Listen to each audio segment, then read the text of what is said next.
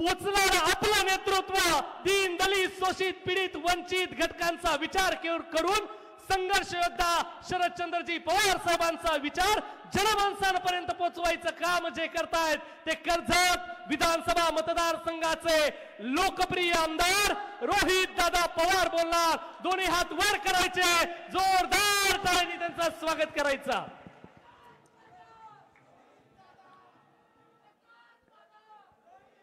आज या पवित्र भूमीमध्ये आपल्या सर्वांच्या माध्यमातून इथं असणारे कष्टकरी शेतकरी युवा विद्यार्थी माता भगिनी सामान्य परिवारातले सर्व ग्रामस्थ सर्व पक्षाचे पदाधिकारी सामाजिक कार्यकर्ते पत्रकार या सर्व लोकांच्या वतीने आपल्या सर्वांचे लाडके नेते शशिकांतजी शिंदे साहेब यांचा सत्कार जो या पवित्र भूमीमध्ये ठेवला त्या कार्यक्रमासाठी उपस्थित असणारे सर्वच नेते पदाधिकारी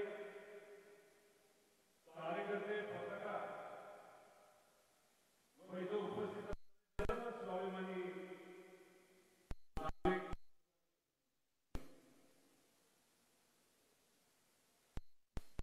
शशिकांत शिंदे साहेबांनी काही कार्यकर्त्यांच्या समोरून मला फोन केला। त्यांनी मला सांगितलं एक छोटासा सत्कार हा आपल्या दोघांचा पवित्र अशा जागेच्या जवळच्या भूमीमध्ये तुम्हाला येता येईल का? साहेब तुमच्या मार्गदर्शनाखाली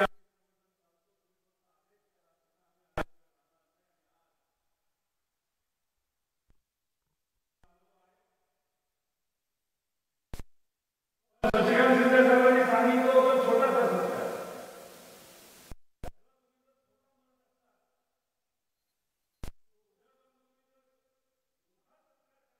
जागा कुठे घेतली मोठी जागा त्या ठिकाणी आपल्या सर्वांना घ्यावी लागेल। काय एनर्जी काय ताकद खरं तर तुमच्यापर्यंत 11:30 पर्यंत आम्हाला पोहोचायचं होतं, पण ज्या ज्या गावातून मी जात होतो तिथं असणारे नागरिक पदाधिकारी महिला युवा हे गाडीला थांबवत होते, शशिकांत शिंदे साहेबांचा सत्कार करत होते, ओवाळणी करत होते। कुठेतरी तुमच्या सर्वांच्या डोळ्यामध्ये बघितल्यानंतर प्रेम दिसत होते, एक आदर दिसत होता आणि हे जे प्रेम आणि आदर तुमच्या सर्वांच्या डोळ्यामध्ये जो मला तिथे दिसला ज्या दिवशी या महाराष्ट्रातले शरदचंद्र पवार राष्ट्रवादीचे अध्यक्ष म्हणून शशिकांत शिंदे साहेबांचं नाव हे जाहीर केलं जात होतं, तोच आदर आणि तेच प्रेम मला आदरणीय पवार साहेबांच्या डोळ्यामध्ये त्या दिवशी तिथं दिसलं होतं। या भूमीबद्दल आपण जेव्हा विचार करतो तेव्हा आपल्याला इतिहासाबद्दल आठवण होते। ही भूमी मावळ्यांची भूमी। मावळे म्हणजे कोण? सामान्य लोकांच्या विचारासाठी लढणारे, ज्या व्यक्तीवर आपलं प्रेम आहे त्या व्यक्तीने आपल्याला जो कुठला आदेश तिथं दिला त्या आदेशावर विश्वास ठेवून संघर्ष करणं म्हणजे मावळे। छत्रपती शिवाजी महाराजांचा इतिहास तर आपल्या सर्वांना माहिती आहे। त्या काळामध्ये इथं असणारे आपलेच पूर्वज जे सामान्य परिवारातले होते, शेतकरी होते, कष्टकरी होते, मेंढपाळ होते,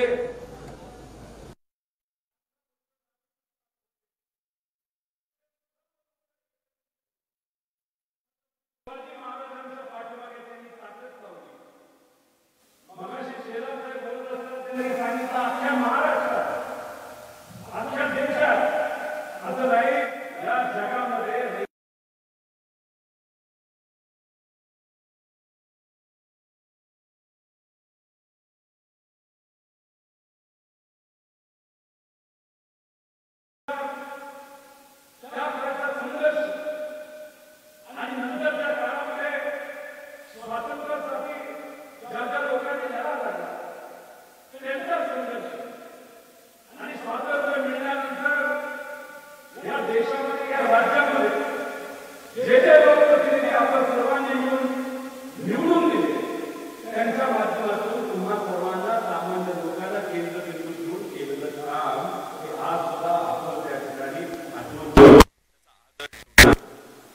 पण हा पूर्वीचा काळ.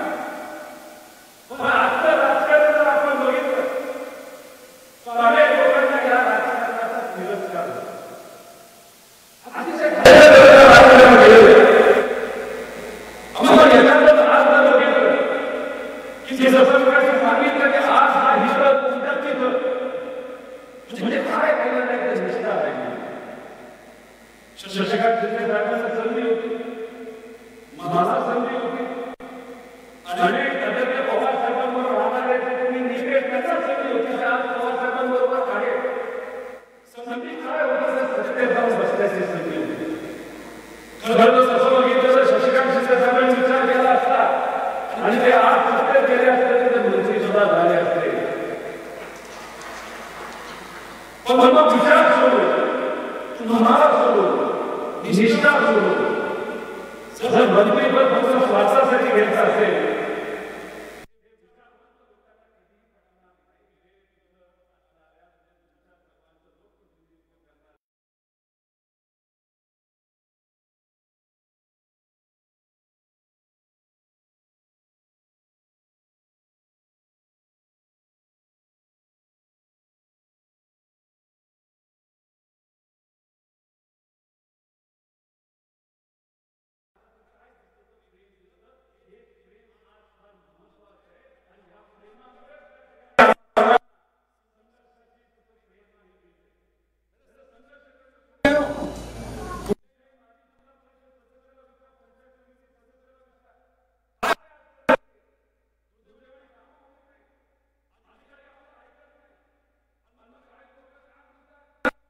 एक बोलच नाव दिले. आम्ही पलीकडे का गेलो आणि सत्तेत का गेलो, आम्ही विचार का सोडला तर विकास व्हावा म्हणून आम्ही विचार सोडला आणि आम्ही सत्तेत जाऊन बसलो. पण जे विकास आहे ना, त्यांचा जो विकास हे नाव आहे ना, तो लोकांचा विकास नाही, तो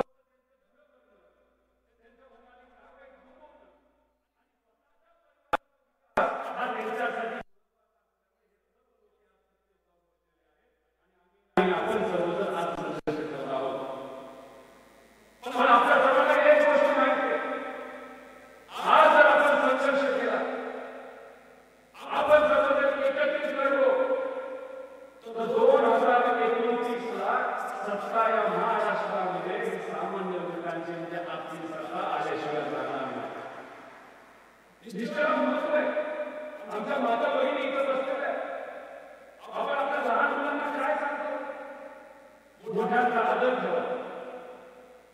आपली जी परंपरा आहे, जी संस्कृती ती जपली पाहिजे.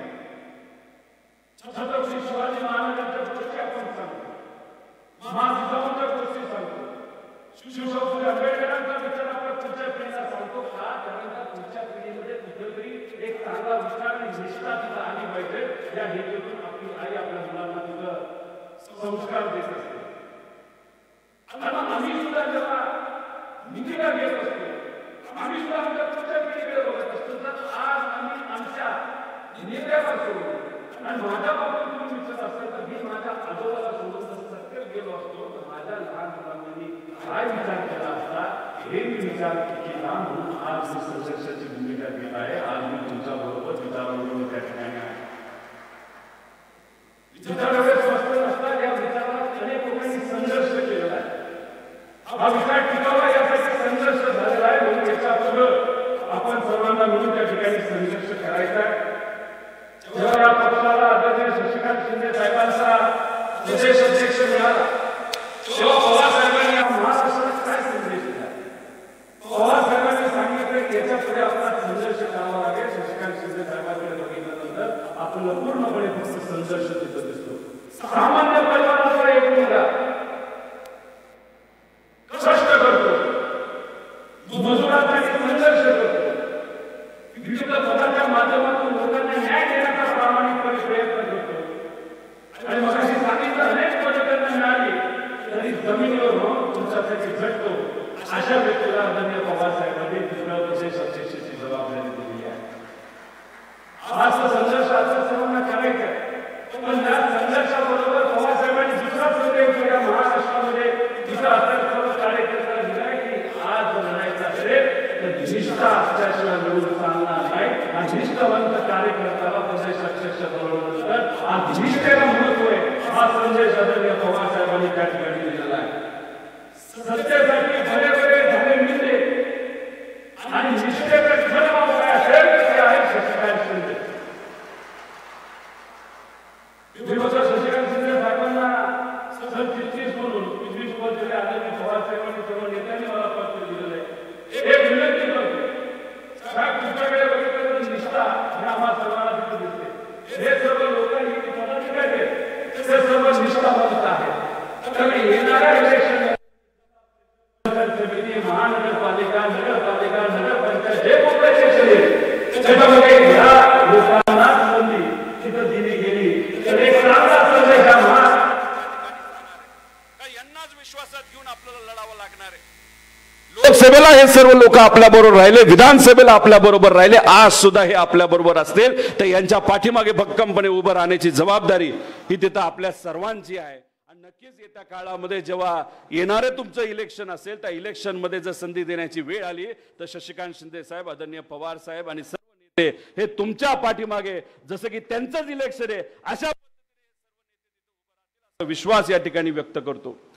अनेक मित्र पक्ष इथं आहेत, त्यामुळे इथं असणारे जे सर्व जिल्हा अध्यक्ष असतील, सर्व पदाधिकारी असतील ते सर्व एकत्रित बसतील. शशिकांत शिंदे साहेब या जिल्ह्यातले असल्यामुळे महाराष्ट्रावर तर त्यांचं लक्ष आहेच, पण या जिल्ह्यावर सुद्धा त्यांचं खास लक्ष राहणार आहे. आणि मग सर्व मित्रपक्ष एकत्रित बसून येणारं इलेक्शन हे कसं लढायचं, कशा पद्धतीने आपण आघाडी बनवायची हा निर्णय तिथल्या तिथं घेतला जाईल हे मी इथं असणाऱ्या सर्वच पदाधिकारी आणि कार्यकर्त्यांना तिथं आश्वासित करतो. पण आजचं जे राजकारण आहे तुम्ही सर्वांनी समजून घेतलं पाहिजे. दररोज आपल्याला आंदोलन करावं लागणार आहे, दररोज आपल्याला रस्त्यावर जावं लागणार आहे. पण रस्त्यावर का जावं लागणार आहे, आंदोलन कोणासाठी करावं लागणार आहे, तर या भूमीमध्ये असणाऱ्या सामान्य लोकांसाठी आपल्याला आंदोलन करावं लागणार आहे. आपल्याला शेतकऱ्यासाठी आंदोलन करावं लागणार आहे, आमच्या माता भगिनींच्या सुरक्षेसाठी करावं लागेल, आमच्या युवांना नोकरी देण्यासाठी, आमच्या विद्यार्थ्यांना स्कॉलरशिप वेळेवर मिळण्यासाठी, आमच्या वडीलधारांना त्यांना न्याय देण्यासाठी.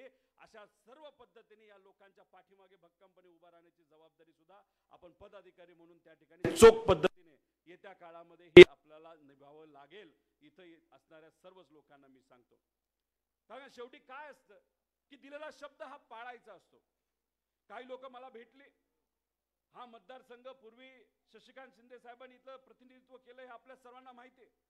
काही लोकांनी मला सांगितलं, अहो जेव्हा मंत्री होते, आमदार होते, हे कुठेतरी डोंगरात ते स्वतः जायचे, खुर्ची घेऊन तिथं बसायचे आणि अधिकाऱ्यांना रस्ता करायला लावायचे. लाईट पोहोचत नसेल तर लाईट शेवटच्या घटकापर्यंत पोहोचली पाहिजे यासाठी या कार्यकर्त्यांनी या भूमीमध्ये तिथं प्रयत्न केलेले आहेत.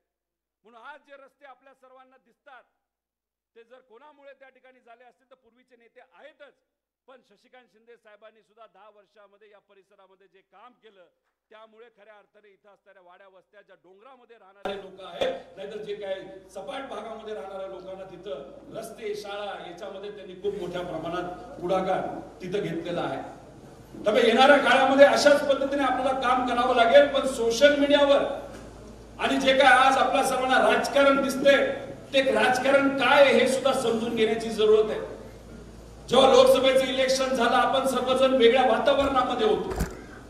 आम्ही तर गृहीत धरलं होतं की शशिकांत शिंदे साहेब हे खासदार झाले म्हणजे झाले,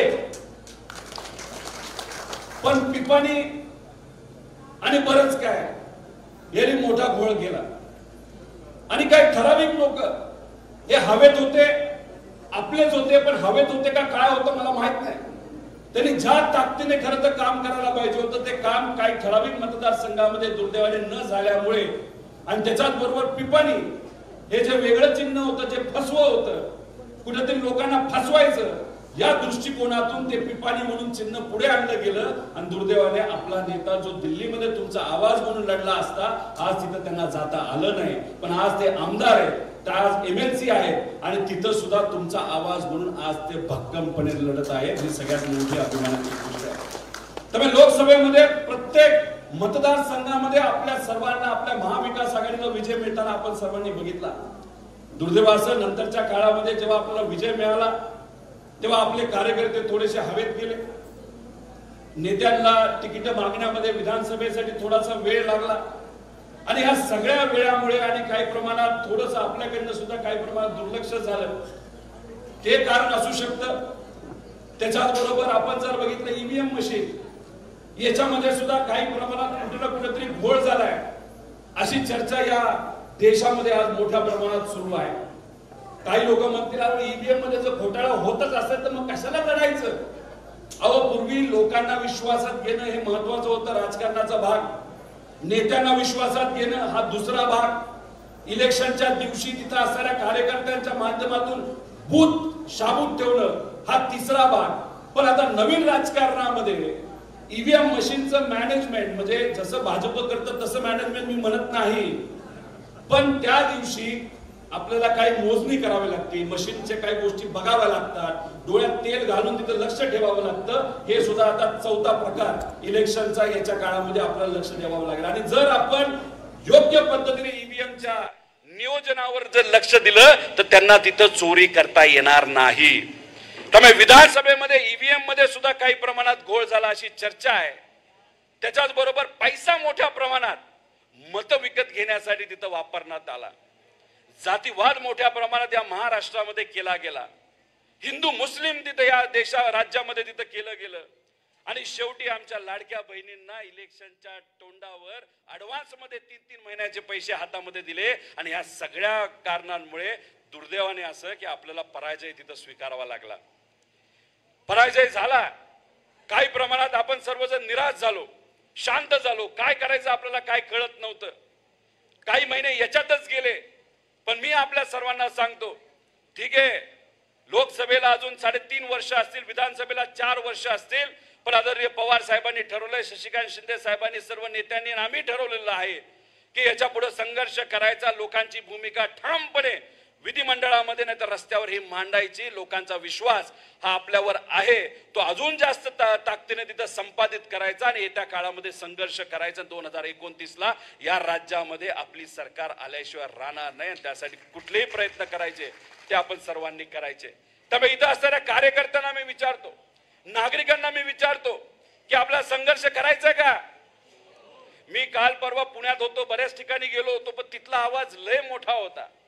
इथं पवित्र भूमी आहे, इथं असणारा आवाज तर अख्ख्या देशात जगात जातो. तर मी परत एकदा आपल्या सर्वांना विचारतो, संघर्ष करायचा का. मागून आवाज येत नाही बघा. संघर्ष करायचा का, नक्की का. मग त्यासाठीच आपण सर्वजण सज्ज झालो पाहिजे. येणाऱ्या प्रत्येक इलेक्शन मध्ये आपण सर्वांनी तिथं लक्ष ठेवलं पाहिजे. आणि पुढचे लोक काय पद्धतीने राजकारण करतात हे सुद्धा समजून घेणं तितकंच महत्वाचं आहे. आणि दिलेला शब्द हे जे सरकार आहे ते अजूनपर्यंत का पूर्ण करत नाही असं सरकारला ठामपणे आपल्याला विचारावं लागेल. जेव्हा विधानसभा इलेक्शन होतं, शेतकऱ्यांना काय सांगितलं होतं, काय माफ करू आम्ही, काय माफ करू. अहो, या महाराष्ट्रामध्ये आज शेतकऱ्याचे 31,000 कोटी थकीत आहेत. नाही या शेतकऱ्याला पैसे देता येत, त्यांच्या पिकाला तिथं भाव मिळत नाही. या परिसरामध्ये मोठ्या प्रमाणात ऊस केला जातो, पण काही लोक सोयाबीन करतात असं मला कळालंय. बरोबर आहे का नाही. काय सोयाबीनचा भाव किती आहे. 4,038 मध्ये तर 3500 ला गेला होता. आणि सरकार काय म्हणते, आम्ही कितीला घेणार, 4800 रुपये.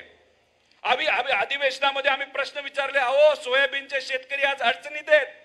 50 लाख टन सोयाबीन या महाराष्ट्रामध्ये उत्पादित झालं. तुम्ही 10 लाख घेतलं असलं तरी 40 लाख टन जे सोयाबीन या महाराष्ट्रामध्ये आमच्या शेतकरी उत्पादित केलं, त्याला भावाचं काय नाही उत्तर देता आलं या सरकारला. थातूर मातूर उत्तर दिलं, अहो आम्ही 10 लाख टन घेतलं.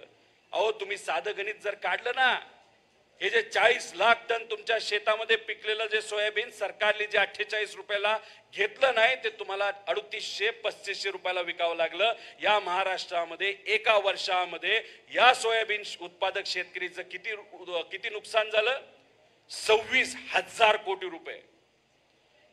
26,000 कोटी हे सोयाबीन शेतकऱ्याचं नुकसान तिथं झालं. तसंच कपाशीचं हे कुठेतरी 22,000 कोटीचं झालं. कांदा उत्पादक शेतकऱ्याचे 6,000 कोटीचं एका वर्षात नुकसान झालं. जीएसटीच्या बाबतीत सुद्धा जर बोलायचं झालं तर या सरकारने सांगितलं होतं आमचं सरकार या महाराष्ट्रामध्ये आल्यानंतर तुम्ही खतावर जो जीएसटी देता त्याचा 50% परतावा आम्ही आमच्या शेतकऱ्याला तिथं देऊ. दिला का तुम्हाला परतावा? प्रत्येक शेतकऱ्याला कमीत कमी 10,000 रुपयाचा परतावा तिथं मिळू शकला असता. दिला का परतावा? म्हणजे कर्जमाफी केलं नाही, आमच्या भावाला तुम्ही, आमच्या उत्पादनाला तुम्ही भाव दिला नाही, आम्हाला जीएसटीचा परतावा तुम्ही तिथं दिला नाही. आमच्या लाडक्या बहिणींना तुम्ही सांगितलं होतं 2100 रुपये देऊ, बोलले होते का नव्हते? ठीक आहे, सत्ता आल्यानंतर काही लोक म्हणतात मी बोललोच नाही. अहो बोललो नाही, आम्हाला व्हिडिओ आहेत आमच्याकडे, आणि तुमचं जे काही जाहीरनामा होता तो सुद्धा आमच्याकडे आहे. अहो भाजपच्या जाहीरनाम्यामध्ये लिहिलं होतं 2100 रुपये प्रति महिना आम्ही आमच्या लाडक्या बहिणींना तिथं देऊ. दिले का? ते 1500 रुपये जे पूर्वी ऍडव्हान्स मध्ये 3-3 महिने आधी ऍडव्हान्स मध्ये येत होता, आता कधीतरी वाट बघावी लागते आणि भीती धाकधूक वाटते बंद होईल का काय. जेव्हा सुरुवात अधिवेशन पहिलं झालं, इलेक्शन झाल्यानंतर आम्ही मुद्दे मांडले. आम्ही म्हणालो अहो हे सरकार टप्प्याटप्प्याने काय करणार की टप्प्याटप्प्याने महिलांना जे अनुदान तिथं दिलं जातं, महिला जे काय 2 कोटी महिलांना तिथं अनुदान तिथं दिलं, टप्प्याटप्प्याने महिलांची नावं ही कमी केली जातील असं आम्ही ठामपणे पहिल्या अधिवेशनात बोललो होतो. आम्ही बोललो होतो 25 लाख महिलांचं नाव कदाचित तुम्ही कमी कराल, आम्हाला उत्तर मंत्री महोदयाने दिलं होतं, असं होऊच शकत नाही. आज जर तुम्ही बघितलं तर 24 लाख महिलांची नावं त्या लाडक्या बहिणीच्या त्या योजनेतून कमी केली गेलीत. आणि ही फक्त सुरुवात आहे. फक्त जिल्हा परिषद पंचायत समितीचे इलेक्शन पुरतं ते थांबणार आहे आणि त्यानंतर कदाचित लाडकी बहीण योजनाच पूर्णपणे बंद केली जाईल. हे आम्ही म्हणतोय का? त्यांचे 6 मंत्री बोललेत आमच्या लाडक्या बहिणींना आम्ही पैसे देतो म्हणून आमच्याकडे पैसेच राहिले नाहीत. अहो इथले आमदार मंत्री आहेत, पीडब्ल्यूडीचे मंत्री आहेत, त्यांच्या विभागाचं देय किती आहे? 49,000 कोटी रुपये. नवीन विकास सोडून द्या, उधारीच किती झाली त्यांची? 49,000 कोटी. आधी हे पैसे द्यावे लागतील, मग नवीन कामं तिथं मंजूर होणार आहेत. अशी आजची परिस्थिती आहे. सांगलीमध्येच एका युवा व्यावसायिकाने एका कॉन्ट्रॅक्टरनी आत्महत्या केली, पाटील नावाचा, हर्षल पाटील. का आत्महत्या करावं लागली? 1.5 कोटीचं काम त्या व्यक्तीने तिथं केलं होतं. 1.5 कोटी रुपयाचे पैसे झाले नाही महिना वर्षभर. पर्याय राहिला नाही, इकडनं पैसा घेतला तिकडनं पैसा घेतला. शेवटी 2 लहान मुलं, एक पत्नी, लहान भाऊ, आणि त्या युवा मध्यमवर्गीय कॉन्ट्रॅक्टरला काय निर्णय घ्यावा लागला? आत्महत्या करावी लागली, आत्महत्या. आणि हा जेव्हा आम्ही मुद्दा मांडला तेव्हा सरकार काय म्हणते? तो कॉन्ट्रॅक्टर नव्हताच. अहो तो कॉन्ट्रॅक्टर नसला तरी तो सब कॉन्ट्रॅक्टर होता. आणि कशामुळे पैसा थकला? कारण का तुम्ही 16,000 कोटी जल जीवन मिशनचे तिथं दिले नाही, म्हणून तिथं असणाऱ्या कॉन्ट्रॅक्टरने आत्महत्या केली. पीडब्ल्यूडीची कामं 49,000 कोटी, ग्राम विकासची 6,500 कोटी, टोटल जर आपण केली तर 89,000 कोटी रुपये अजून देय रक्कम ही 1 लाख कॉन्ट्रॅक्टरची बाकी आहे. त्यामुळे नवीन कामं ही दिली जातील, त्याला पैसा येऊ शकत नाही, कारण या सरकारकडे दुर्दैवाने पैसाच नाही.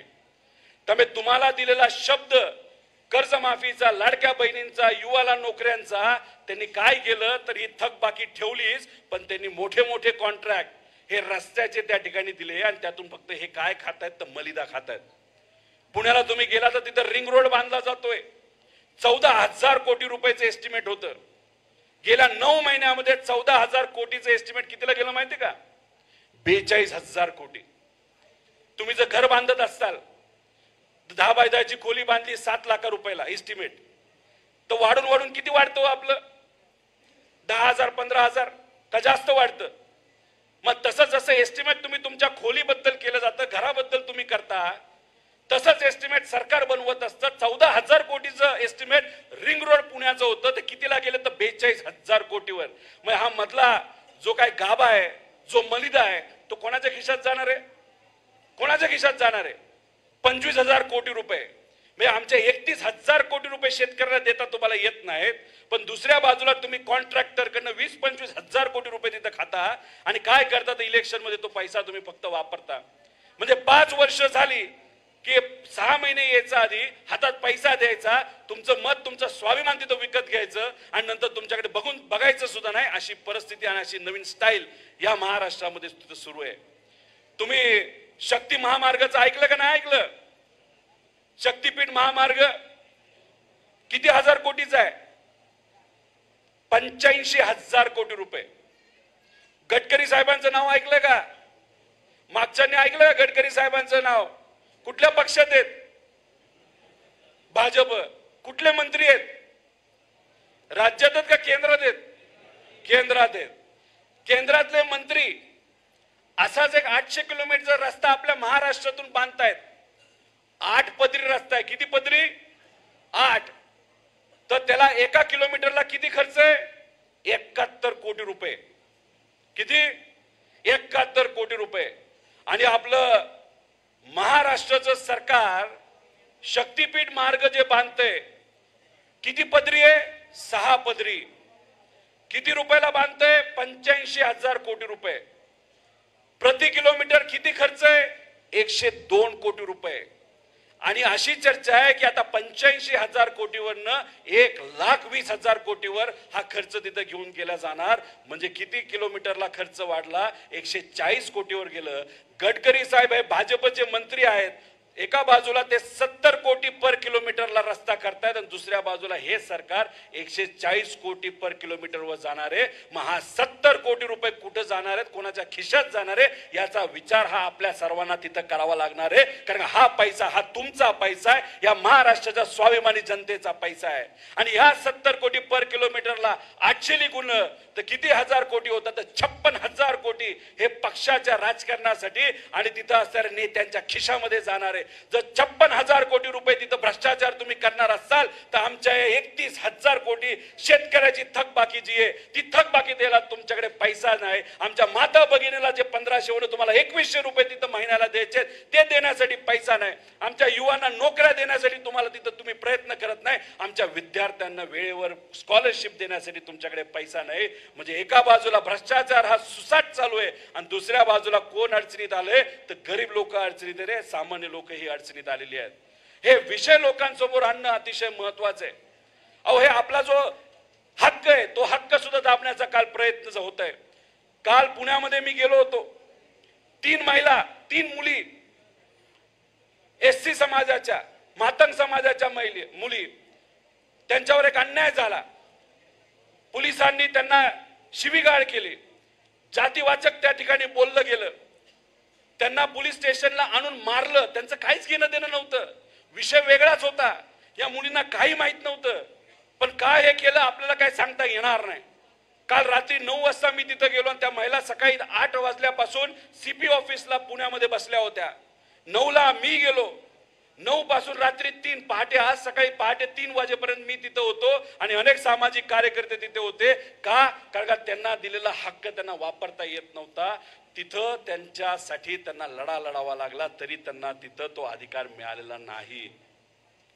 मग त्यांचा तो अधिकार असताना फक्त त्या दलित समाजाच्या आहेत म्हणून जर त्यांना तुम्ही शिवीगाळ करणार असाल, आम्ही त्यांच्या बरोबर राहिलो तर आम्हाला संविधानाने सांगितलंय, संतांनी सांगितलंय, आम्हाला छत्रपती शिवाजी महाराजांनी, शिवशाहू फुले आंबेडकरांच्या विचारांनी सांगितलंय कुठलाही समाज बघायचा नाही, फक्त माणुसकी बघायची आणि ते जर अडचणीत असेल तर त्यांच्या पाठीमागे भक्कमपणे उभा राहायचं. आणि हीच भूमिका काल आम्ही सर्वजण तिथं घेत होतो. आणि भाजपचे कार्यकर्ते तिथं काय बोलायला लागले? कसला संविधान, कसला हक्क? आम्ही पोलीस प्रशासनाबरोबर. मी तुम्हा सर्वांना विचारतो, जर तुम्ही पोलीस स्टेशनला गेला तर काही अधिकारी चांगलेत, पण बहुतांश वेळेस आपण जेव्हा तिथं जातो सामान्य व्यक्ती म्हणून जातो, तुम्हाला लगेचच्या लगेच तिथं न्याय मिळतो का? मिळतो का तुम्हाला?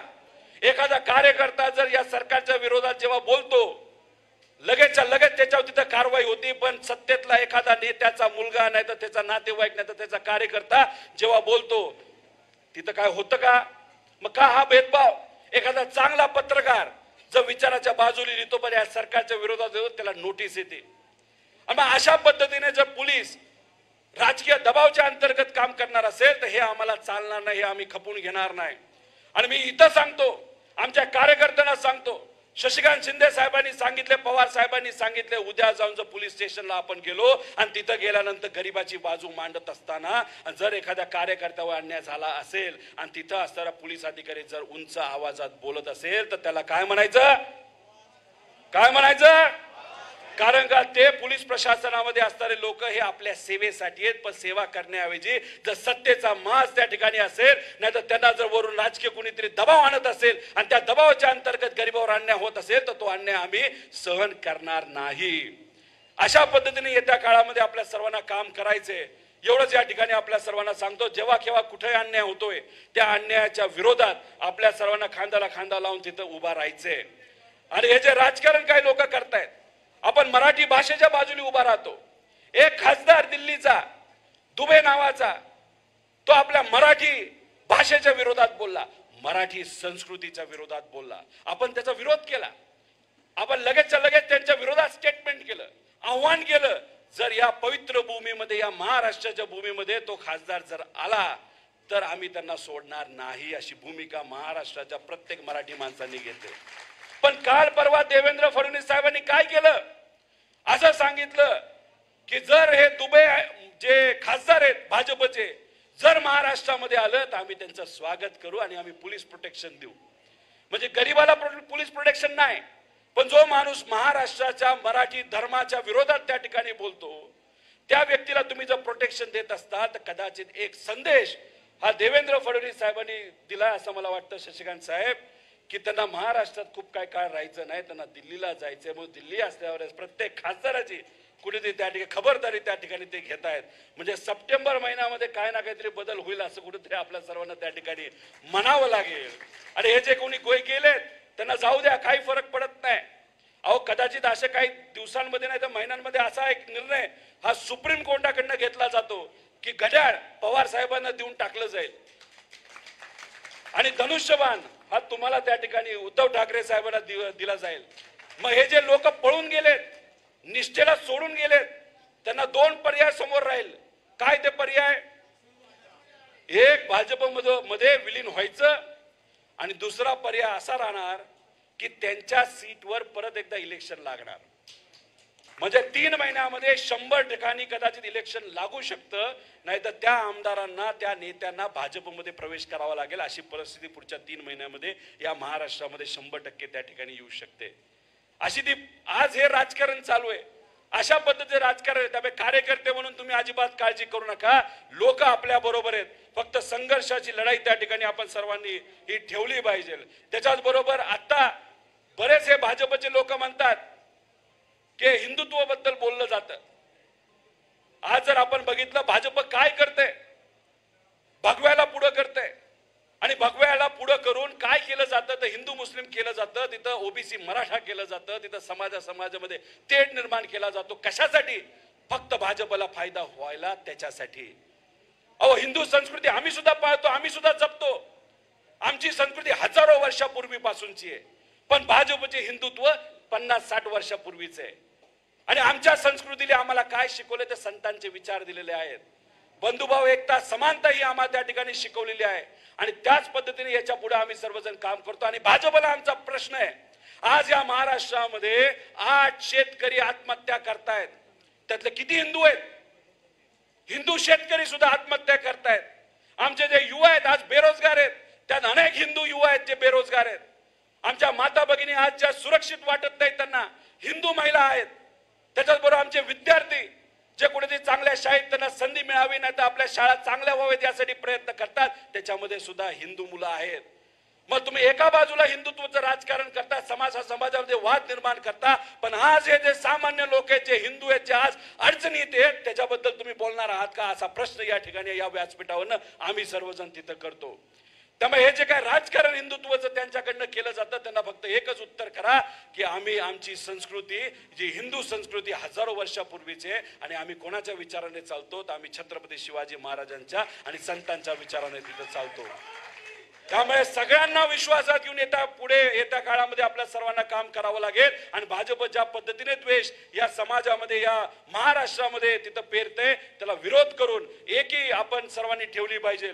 एवढंच या ठिकाणी आपल्या सर्वांना सांगतो. शशिकांत शिंदे साहेब या महाराष्ट्रामध्ये फिरणार आहेत, लोकांपर्यंत पोहोचणार आहेत. त्यामुळे महाराष्ट्रामध्ये शशिकांत शिंदे साहेब जेव्हा जातील, या भागाची जबाबदारी आपल्या सर्वांना आपल्या खांद्यावर तिथे घ्यावी लागेल आणि तुम्ही ती घ्याल. आणि येणारं प्रत्येक इलेक्शन हे आपल्या सर्वांसाठी महत्वाचं आहे. आणि जर खऱ्या अर्थाने विचाराबरोबर आपल्या सर्वांना राहायचं असेल आणि आपल्या विचाराला ताकद द्यायची असेल, येणाऱ्या प्रत्येक इलेक्शन मध्ये आपला उमेदवार, आपल्या विचाराचा उमेदवार हा 100% तिथे निवडून आला पाहिजे. यासाठी आपल्या सर्वांनाच प्रयत्न करावे लागतील आणि ते तुम्ही कराल. आणि या भागामध्ये असणारा प्रत्येक प्रत्येक जिल्हा परिषद सदस्य, पंचायत समिती सदस्य, नगरपालिका सदस्य हा आपल्याच विचाराचा निवडून येईल असा विश्वास या ठिकाणी आपल्या सर्वांना देतो आणि थांबतो. जय हिंद, जय महाराष्ट्र, रामकृष्ण हरी.